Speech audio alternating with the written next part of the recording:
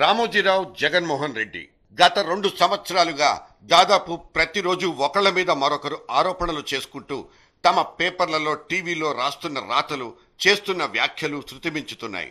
ముఖ్యంగా వైఎస్ హయాంలో జగన్మోహన్ రెడ్డి పొందిన మేళ్ల గురించి ఈనాడు, రామోజీ ఫిలిం సిటీ పేరుతో అసైన్ భూముల్ని ఆక్రమించుకున్నారన్న వాదనలతో సాక్షి పత్రికలు పతాక శీర్షికలతో ముంచెత్తుతున్న వార్తల పరంపర జర్నలిజం ప్రమాణాల్ని దిగజార్చుతోంది.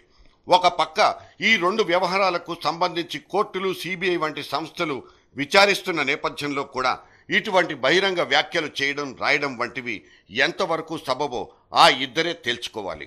రామోజీరావు ప్రతిష్టాత్మకంగా నిర్మించిన ఫిలిం సిటీలో అసైన్ భూములు ఉన్నాయన్నది చాలా కాలంగా వినపడుతున్న ఆరోపణలే. దీని మీద అప్పట్లో వైఎస్ వంటి వాళ్లు ప్రతిపక్షంలో ఉన్నప్పుడే పెద్ద ఆందోళన చేపట్టారు. అధికారంలో ఉన్నప్పుడు సర్వేలు చేయించారు. కమ్యూనిస్టు పార్టీ నాయకుడు నారాయణ వంటి వాళ్లు సైతం ఎర్ర జెండాలతో ఫిలిం సిటీలో ధర్నాలకు దిన సందర్భాలు ఉన్నాయి. ఒక వ్యాపారవేత్త వార్త పత్రిక పెట్టడానికి కారణం ఇదే ఫిలిం సిటీలో ఉన్న ఒక రోడ్డు తగాదా అన్న విషయం కూడా అప్పట్లో చర్చకొచ్చింది. రామోజీరావు ఒక వ్యాపారవేత్త, ఫిలిం సిటీ ఒక వ్యాపార సంస్థ. సినిమా పరిశ్రమకు రకరకాల సేవలందించి తద్వారా ఆదాయాన్ని సమకూర్చుకోవాలనుకునే ఫక్త్ బిజినెస్ ఆర్గనైజేషన్. అయితే ఇటువంటి సంస్థను ఏర్పాటు చేయడానికి ఆనాడు ఆయన ఎంచుకున్న స్థలం రాళ్లు రప్పలతో నిండి ఉండేది. అక్కడ ఇటువంటి ఫిలిం సిటీని స్థాపించాలనుకోవడం నిజంగా ఒక సాహస ప్రక్రియ. ఈ పరంపరలో ఆయన భూమిని కొనుగోలు చేయడానికి రైతుల్ని సంప్రదించిన మాట నిజమే. ఇందులో రైతుల భూములకు ఆయన అప్పచెప్పిన 5,000, 10,000 రూపాయలు కారు చౌకా మోసం అంటూ చేస్తున్న ఆరోపణల్లో మాత్రం పసలేదు. వాస్తవానికి ఆనాడున్న భూముల ధరలు అంతే రేటు పలికాయి. అయితే రైతులు అమ్మిన భూములు అసైన్డ్ భూములా లేక వాళ్ళకిచ్చిన పట్టా భూములా అన్న వ్యవహారాల్లో స్పష్టత అవసరం. ప్రభుత్వం అవసరం అనుకుంటే దర్యాప్తు జరిపించి నిజానిజాల్ని నిర్ధారించి అవసరమైతే జరిమానా విధించి వసూలు చేయొచ్చు. లేదా అదే ప్రభుత్వ భూమి అంతకంటే ప్రయోజనకరమైన ప్రజోపయోగమైన కార్యక్రమానికి ఉపయోగించుకోవచ్చు. అంతే తప్ప ఏకపక్షంగా కట్టడాల్ని కూల్చేసో లేక మరో రకంగానో నిర్ణయాలు తీసుకోవడం బేసబబే అవుతుంది. ఒక అంతర్జాతీయ స్థాయిలో అత్యుత్తమ స్టూడియో నిర్మించిన తర్వాత అటువంటి కూల్చివేతలకు పాల్పడడం వలన నష్టమే కాకుండా వేలాది ఉద్యోగులు నష్టపోతారన్న ఆలోచనలు ప్రభుత్వం చేయాల్సి ఉంటుంది. ప్రభుత్వాలు చట్టపరమైన చర్యలు చేపట్టడంతో పాటు అనేక వర్గాల ప్రయోజనాల్ని కూడా దృష్టిలో ఉంచుకోవాలన్నదే ఈ వాదనకు ప్రాతిపదిక.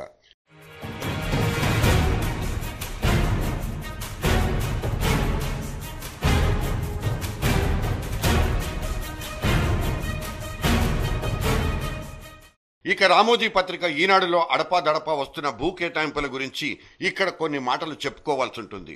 వీటిని ఎప్పుడు ప్రచురించాలి, ఎప్పుడు ప్రసారం చేయాలి, ఎలా ప్రస్తావించాలన్న సమయం, సందర్భం విషయంలో రామోజీ అనుసరించే విధానం విమర్శలకు దారితీస్తోంది. గురువారం ఈనాడు పత్రికలో వ్యాన్పిక్ సంస్థకు వైఎస్ దారాదత్తం చేసిన భూముల కుంభకోణం గురించిన వార్తా కథనాన్ని ప్రచురించిన టైమింగ్ ఎటువంటిది? అదేదో ఈ రోజే వేడివేడిగా తయారైన కథనం కాదన్నది వాదన. తమ ఆయుధాల్ని అదే రోజు తీయడానికి అసలు కారణం మరేదో ఉందన్న విమర్శలొచ్చాయి. వ్యాన్పిక్ భూముల గురించి ఒక పక్క సిబిఐ సంస్థ దర్యాప్తు జరుపుతోంది. సదరు సంస్థ మేట్రిక్ ప్రసాద్ ఇప్పటికే 2-3 దఫాలుగా ప్రశ్నించింది కూడా. ఆ భూముల్ని కేటాయించిన కలెక్టర్, ఆర్డీఓ వంటి వాళ్లతో సహా అక్కడి ప్రజాప్రతినిధుల్ని, సంబంధిత ప్రజల వాంగ్మూలాల్ని సిబిఐ సేకరించింది. జగన్ సంస్థల్లో పెట్టుబడులు పెట్టడానికి కోసం మేట్రిక్స్ ప్రసాద్కు ఈ ప్రాజెక్టు కేటాయించి భూములను అప్పజెప్పిందన్నది ఆనాటి వైఎస్ ప్రభుత్వం మీద పడిన ఒక అభియోగం. ఇంతటి వ్యవహారం నడుస్తున్నప్పుడు అకస్మాత్తుగా ఇవాళే అదేదో కొత్త వ్యవహారం అన్న రీతిలో ఆ పత్రిక పతాక శీర్షికలు పెట్టి ప్రచురించడం ఏవో కొన్ని ప్రయోజనాలను ఆశించి రాయడమే అనిపించుకుంటుందన్నది విమర్శకుల వాదన. కొన్ని సంవత్సరాల క్రితం ఇదే పత్రిక మేట్రిక్స్ ప్రసాద్ 2,000 కోట్ల రూపాయలతో ప్రజావసరాల కోసం ఒక ట్రస్ట్ ఏర్పాటు చేయబోతున్నారంటూ హెడ్లైన్స్ లో ఒక వార్త ప్రచురించినట్లు గుర్తు. తమకు అనుగుణంగా వ్యవహారాలు నడిచినంత కాలం ఆయా వ్యక్తులు, సంస్థలు ప్రభుత్వాలకు అనుకూలంగా వార్తలు రాయడం ఈ మధ్యకాలంలో దాదాపు అన్ని మీడియా సంస్థలు చేస్తున్న పనే. ఇదో ప్రమాదకరమైన ధోరణి కూడా. ఇక జగన్ సాక్షి సైతం ఇటువంటి ధోరణే పాటిస్తోంది. ఆయా పత్రికలు, ఛానళ్లు ప్రచురించి ప్రసారాలు చేసే వార్తలకు విశ్వసనీయత ఎంతన్న విషయం ఈ రోజు ఆయా పాఠకులు, వీక్షకులు ఇట్టే పసిగట్టేస్తున్నారు.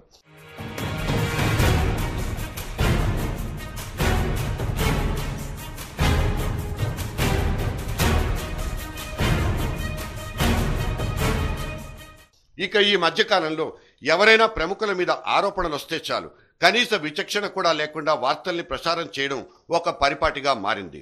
హోంమంత్రి సబిత కుమారుడు నగరంలోని అనేక భూముల ఆక్రమణదారులతో లాలూచీ పడుతున్నాడనే ఆరోపణలు కొంతకాలంగా వస్తున్నాయి.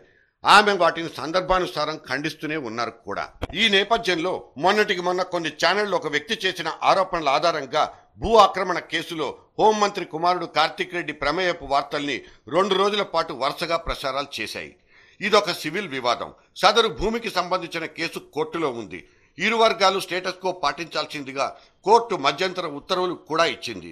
ఈ లోపుగా కొంతమంది నిషేధిత ప్రాంతంలోకి చొరబడి చేసిన దౌర్జన్యపు సంఘటన వార్తలకెక్కింది.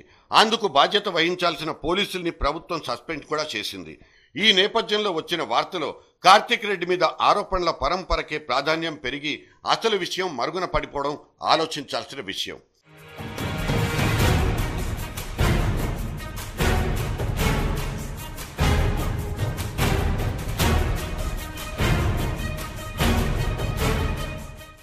ఇక 280 కోట్ల మేరకు ఒక అంతర్జాతీయ డెవలపర్ డిఎల్ఎఫ్ సంస్థను మోసగించి పరారీలో ఉన్నాడంటూ వచ్చిన వార్తలో పీవీఆర్ పేరును పదే పదే చూపించడంలో నిజానిజాలు మరుగున పడిపోయాయి. మోసగించినట్లు అభియోగాలు ఎదుర్కొంటున్న వ్యక్తి పేరు జిఎస్ గుప్తా. అతని సంస్థ జిఎస్ రియాల్టర్స్. హైదరాబాద్ పంజగుట్ట ప్రాంతంలో అతను నిర్మించిన హైదరాబాద్ సెంట్రల్ మాల్లో పీవీఆర్ సినిమా సంస్థ 4 థియేటర్లను లీజ్ ప్రాతిపదికన నిర్వహిస్తోంది తప్ప సదరు జిఎస్ గుప్తాతో అటువంటి సంస్థకు ఏ సంబంధము లేదు. ఈ విషయాన్ని విస్మరించి మిడిమిడి జ్ఞానంతో పదే పదే పీవీఆర్ సంస్థను ఈ వివాదంలోకి లాగడం చట్టవిరుద్ధం అవుతుంది కూడా. మీడియా వ్యవహార శైలి తరచూ విమర్శలకు దారి తీయడానికి ఇటువంటి నిర్లక్ష్య వైఖరులే కారణం. తెలిసి తెలియని కొంతమంది విలేకరులు అత్యుత్సాహం ప్రదర్శించడం ఒక కారణమైతే, ఇక అన్నీ తెలిసి తమ తమ ప్రయోజనాలకు అనుగుణంగా వార్తల్ని వక్రీకరించి రాసే కొన్ని సంస్థలు మరో కారణం. మొత్తానికి ఏ కారణమైతేనే మీడియా సమాజంలో ఉన్న మురికిని వెలికి తీయాల్సిన పనిని పక్కన పెట్టేసి తానే అటువంటి మురికిని బురదను మీద కుమ్మరించుకోవడం ఒక విషాదం. అందరికీ బాధే.